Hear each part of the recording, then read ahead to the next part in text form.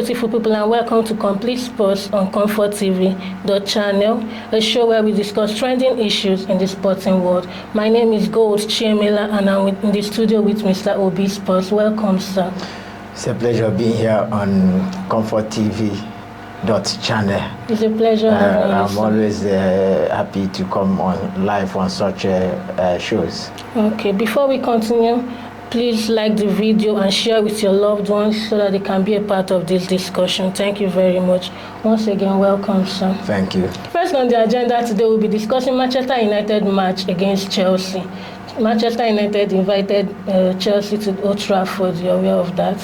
Yes, it was all about a game of different interests and then different teams going for different things. Just like everybody knows, Chelsea lost their game, the game before that game. They're talking about the match they played against Bayern Munich at the Allianz Arena. They lost, and that was the first time they were losing this season, though they have played out some draws, especially the one they played against Crystal Palace. So I think it was a very good match, but then so many things played out, and I think that is what we'll be going to look at here, because the match was a match where nobody expected what happened, but then it's football, anything can happen.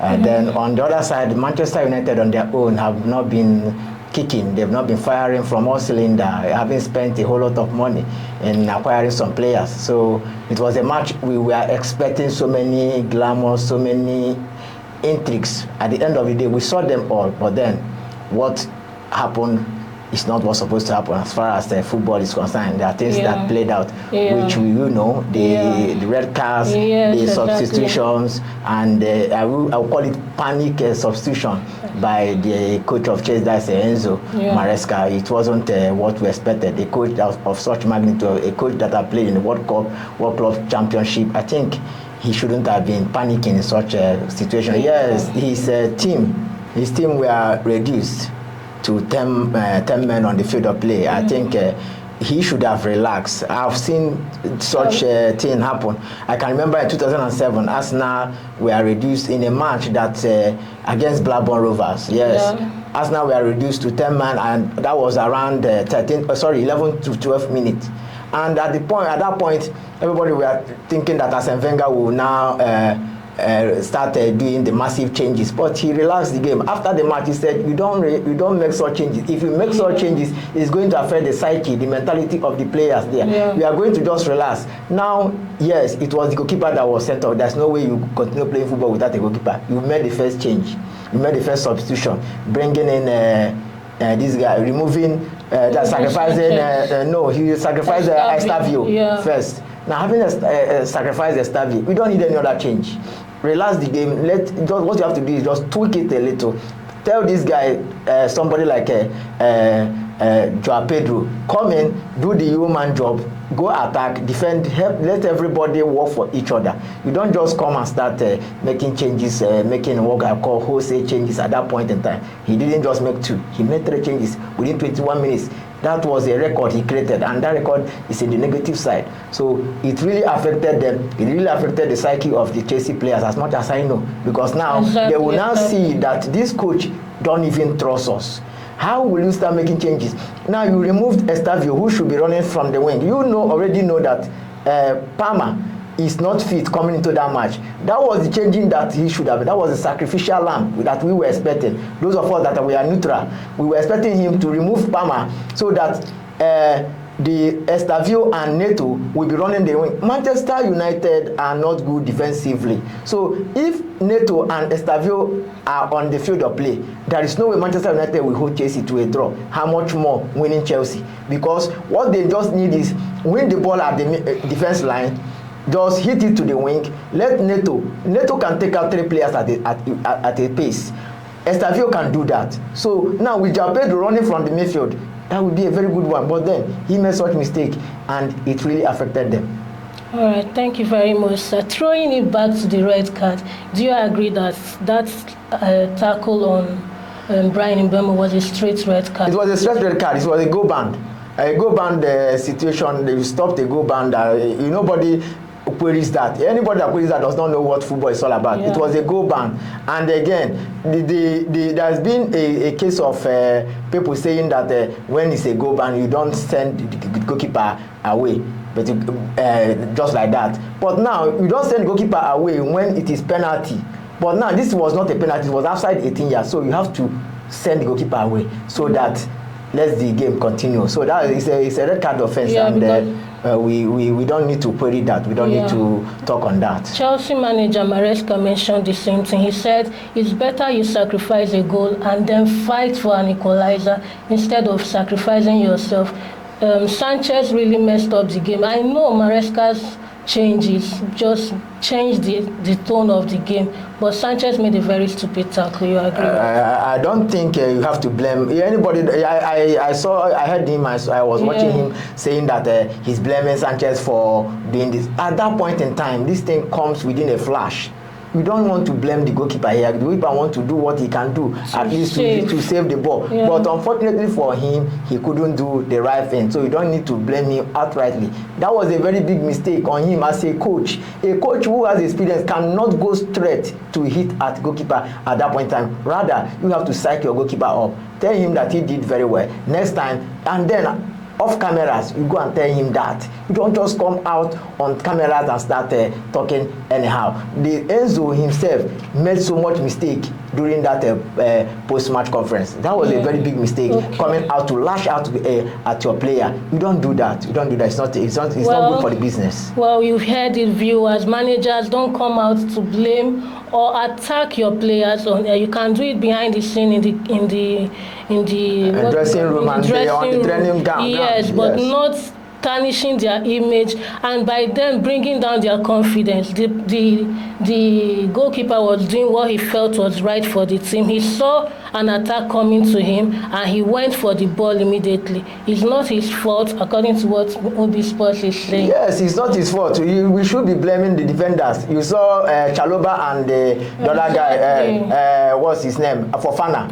Yes, two of them standing side by side by each other. Instead of one person to go, when two defenders don't go like that, side by side, one person go first, the other person stay at the back. That was how the likes of Vidic, the combination of Vidic, Nemanja Vidic and Rio Ferdinand worked that year.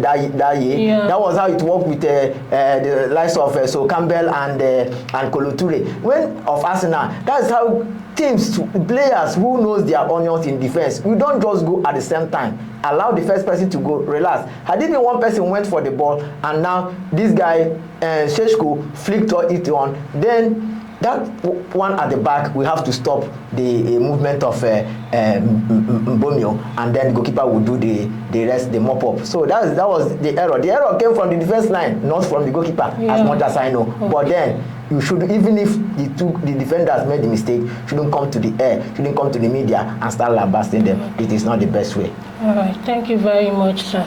Secondly, I want to ask, was there a surprising Kopama in the starting line? Yes, that was what I just said earlier on. There is no way Kopama should be starting. Yes, Kopama is the injury room of Chelsea. Him coming there to just play is not going to help. In that type of match, you can see what as Arteta did. Yes, some of us we are saying that he should have thrown in Bukayo Saka in their own game against Manchester City. But you don't just put in player who is half fit, who is 50 or 60% fit. In English football, according to Arsene Wenger, according to Sir Alex Ferguson, they said that for you to do well in an English Premier League match, you must be 120% fit. Yeah. So a player who is less than 80% fit or 70% fit, and you are fielding him in such a match of such magnitude, it's not the best, and it's not going to do well. Instead, he will aggravate the injury, and it will be more problem for the team. Which is what is looking like at the moment. Yes, because getting him substituted at that point in time was maybe something. It's like the groin injury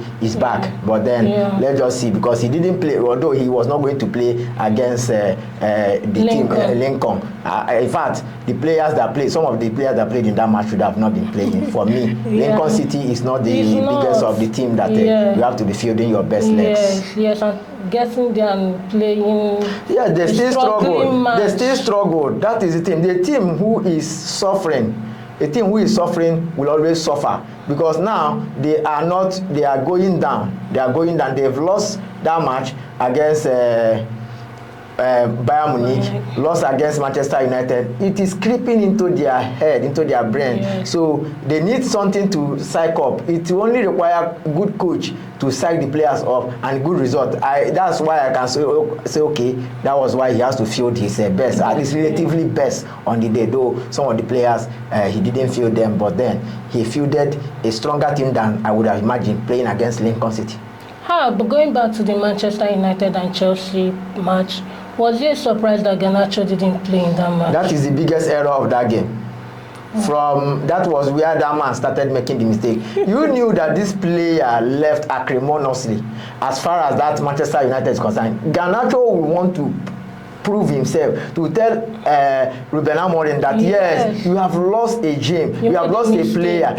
Allow me to play. I can remember if you play Arsenal, if Arsenal is playing against a team, any team where Nicolas Anelka is playing, Nicolas Anelka will want to score a goal against Arsenal because he was a former Arsenal player. In fact, it always happens in football when a player is playing against his team, especially that one that left the club acrimoniously. You saw what happened when Adebayo left from Arsenal to Manchester City, and he scored. After scoring, he has to run the whole field just to celebrate, to tell the fans that yes, you people were thinking that I was not doing well, that I was missing chances, that I've come back and hurt you people. So that was what he should have been doing. Let Garnacho start that game, though the red card did not play good part in that game, but then Garnacho is supposed to be on that field of play, playing against his former team. True, I agree with you, sir.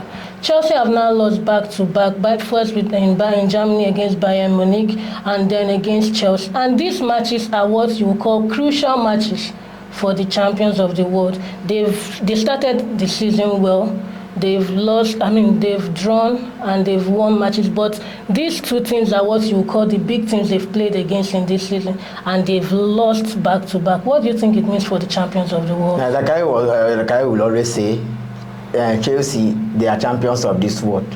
Yes, but which team did they play? When an European club side plays an African side like Esperance of Tunisia, then they play this Brazilian side.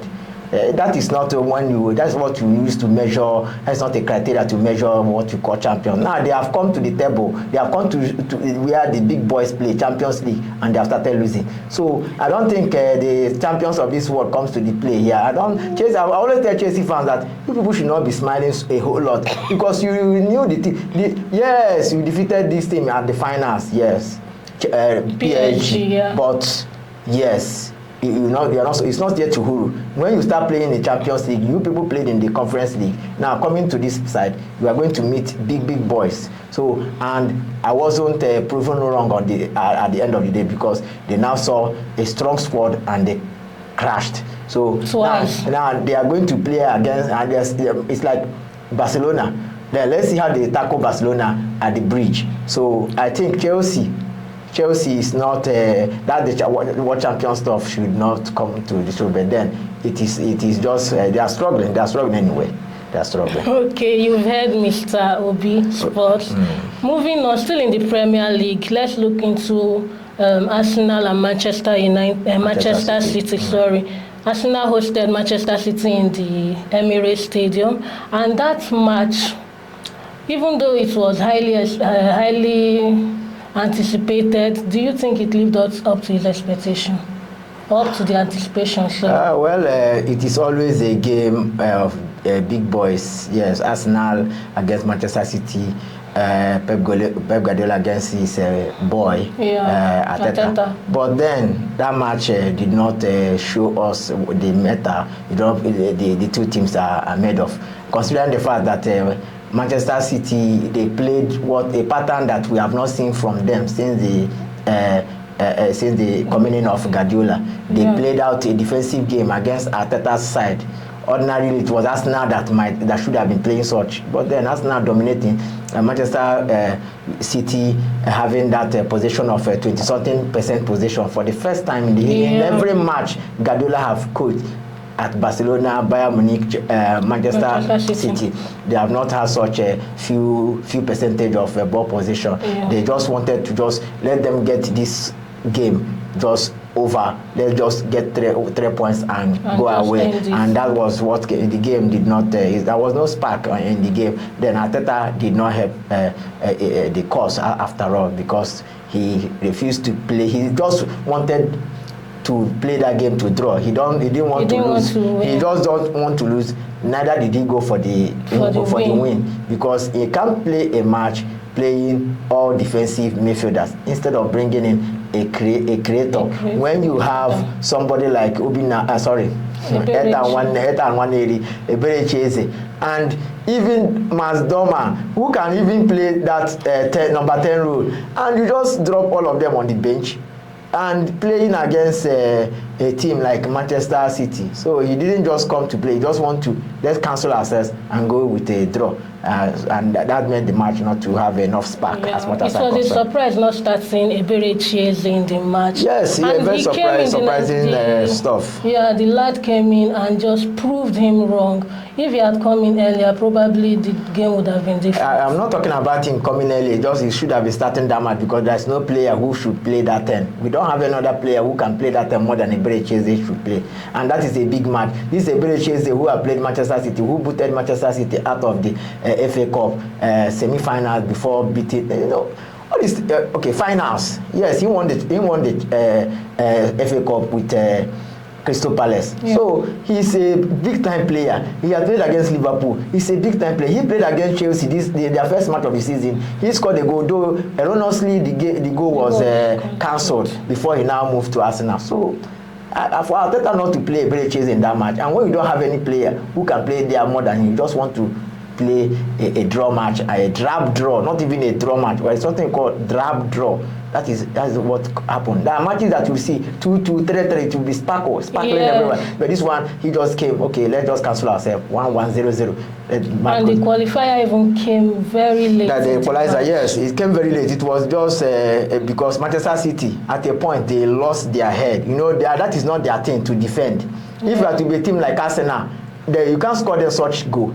If you're a team to maybe which team will I just mention now, you can't score that goal. When you want to defend outright. At the point they lost their head, they start coming out, and when they now came out with the pace of Gabriel Martinelli, he has to run in behind, and now the goalkeeper was in no man's land. For the first time, I see Martinelli using his head for the first time in so many years. I've not seen Martinelli play such ball over the goalkeeper, and then he used his head and scored that goal, scored the equalizer. It was a very good one for some people who think that draw is okay for them. But so for somebody like me, it wasn't what I expected. Yes. What do you think Donnarumma brings to this Manchester City team? And I told somebody that this is the best buy, this is the best purchase of the summer. Getting Donnarumma to replace Ederson. Donnarumma is a top-notch goalkeeper. He is the best goalkeeper as far as I'm concerned in the world now. He was the one that literally won the trophy, all the trophies PSG won. He saved so many matches, even against Arsenal. He stopped so many scoring chances against Arsenal in that semi-finals. But then, what happened at the dressing room behind closed doors is what we don't know. They said, we are no more in our team, we don't want you, we are now surplus to requirement. But nobody will query the effort and the expertise of that goalkeeper, Gigi Donnarumma. As much as I'm concerned, there is no goalkeeper in this world now, not even David Raya, not even Alisson Becker of Liverpool, not even Manuel is going out of the game anyway. Yeah. So not even Oblak of Atletico Madrid. As far as I'm concerned now, Donnarumma is the best goalkeeper in the world. For Manchester City to have him is a very good one. But unfortunately for him, he came into a Manchester City that does not have good defense line. So it's only going to be maybe his own making that Manchester City will not be losing games. As far as I'm concerned, he's a very good goalkeeper, but then the Manchester City defense line is not the best at this point in time. We saw what happened in their match against Brighton and Hove Albion. So Brighton and Hove Albion should have been beating them more than 2-1, but then it was his his own effort that made. That guy is very good anyway. He's very good. And that's a wrap on Complete Sports on ComfortTV.channel. Thank you for sticking with us. Looking back at the discussions for today, we discussed Manchester United hosting Chelsea in Old Trafford, and then Arsenal hosting Manchester City in the Emirates. Thank you so much once again. Complete Sports will be back next week for more tantalizing topics. Thank you so much, sir. We appreciate your presence and your expertise in discussing these issues with us. We would like to see you again on our show. Hope you'll be willing to. Yes, I will always be available.